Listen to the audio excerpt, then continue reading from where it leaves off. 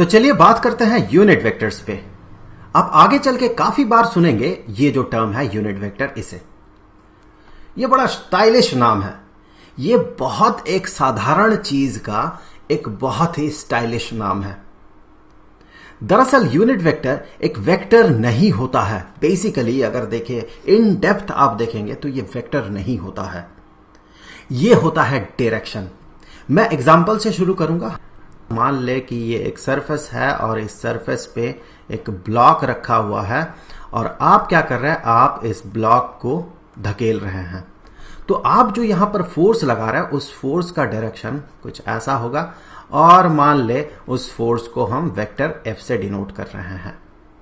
तो जैसे कि हमें पता है फोर्स ये एक वेक्टर क्वांटिटी है, तो ये अपने मैग्नीट्यूड और इसके डायरेक्शन से बना हुआ होगा। मान ले आप जो फोर्स लगा रहे हैं वो फोर्स कुछ ऐसा है कि हम इसे कह सकते हैं ये 5 न्यूटन का फोर्स है और इसका जो डायरेक्शन है मान ले ये है टुवर्ड्स आप ईस्ट के तरफ ये फोर्स लगा रहे हैं। सो ये हो गया इसका मैग्नीट्यूड और ये हो गया इसका डायरेक्शन। तो हम इसी को कुछ ऐसे भी रिप्रेजेंट करते हैं कि ये जो 5 न्यूटन है ये है इस फोर्स का मैग्नीट्यूड और टुवर्ड्स ईस्ट जो है ये है इसका डायरेक्शन, जिसे कि हम यहां पर इस फोर्स का, इस वेक्टर का नाम लिखते हैं और ऊपर एक कैप लगा देते हैं। F कैप हो गया इसका डायरेक्शन। तो यहां पर अगर यूनिट वेक्टर कहा जाए तो सबसे पहले तो देख ले कि आपको यूनिट वेक्टर ये जो फ्रेज है ये दिखेगा कैसा।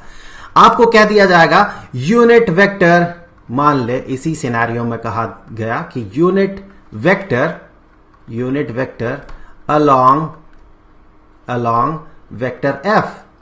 तो इससे आप क्या मतलब निकालेंगे, मतलब कि F फोर्स जो है, वेक्टर जो है, उसके अलोंग इस डायरेक्शन में जो यूनिट वेक्टर बना वो कुछ नहीं है, वो सिर्फ इसी फोर्स का या फिर इसी वेक्टर का डायरेक्शन है जिसे कि हम इससे रिप्रेजेंट करते हैं। तो यहां पर ये हो गया यूनिट वेक्टर।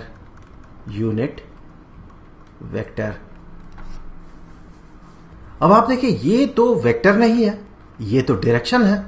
सो डायरेक्शन जो है इसे आप वेक्टर कैसे कह सकते हैं।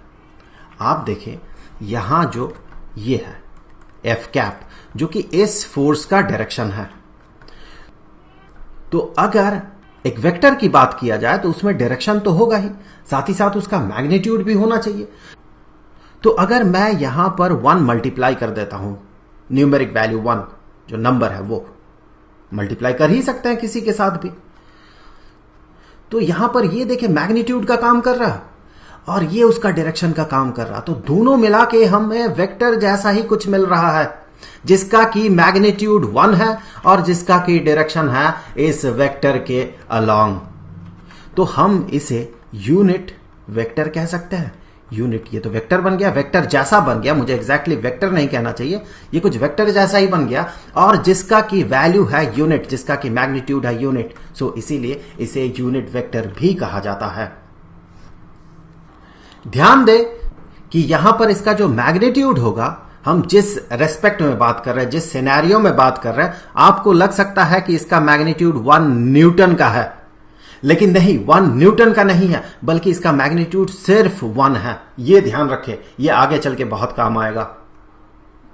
मतलब कि अगर यहां पर आप फोर्स लगा रहे हैं और उस फोर्स का मैग्नीट्यूड है 1 न्यूटन, तो आप ये नहीं कह सकते हैं ये जो फोर्स आप लगा रहे हैं अभी, मान लें कि F डैश ये 1 न्यूटन टुवर्ड्स ईस्ट, सो मैं डायरेक्शन के लिए F कैप ही लिख रहा हूं।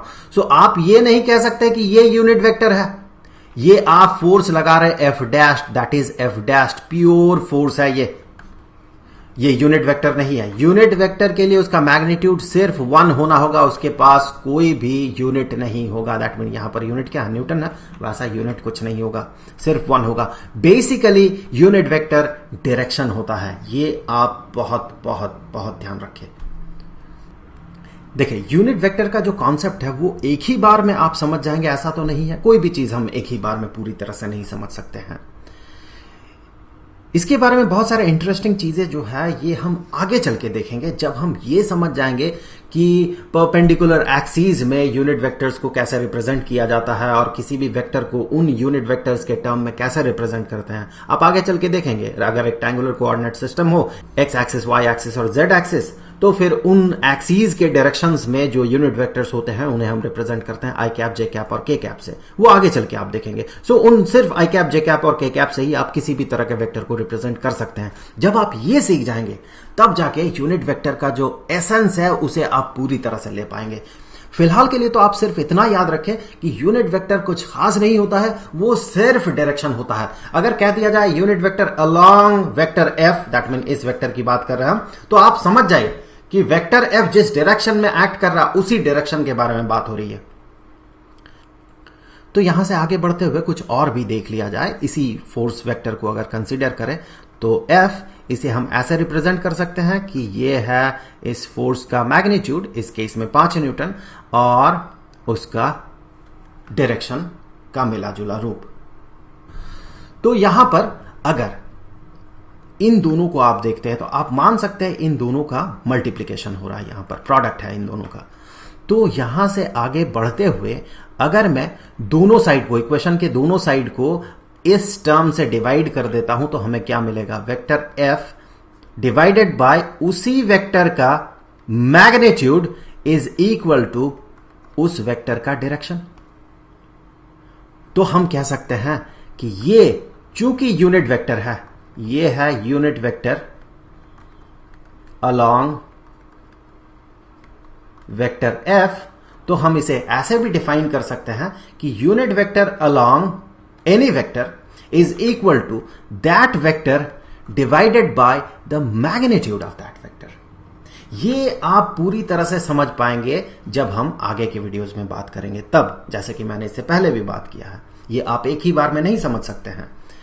जब आप यूनिट वेक्टर नोटेशन में आई कैप, जे कैप और के कैप नोटेशन में किसी भी वेक्टर को रिप्रेजेंट करेंगे तब इसका मजा अलग ही आएगा। तो मुझे उम्मीद है कि आप लोग यूनिट वेक्टर को अच्छे से समझ गए होंगे। नेक्स्ट वीडियो में हम लोग इसके बारे में डिटेल जानेंगे और कुछ वेक्टर के बारे में कुछ और डिटेल के बारे में जानेंगे। तो मिलते हैं नेक्स्ट वीडियो में, तब तक के लिए goodbye. Don't forget to subscribe my channel.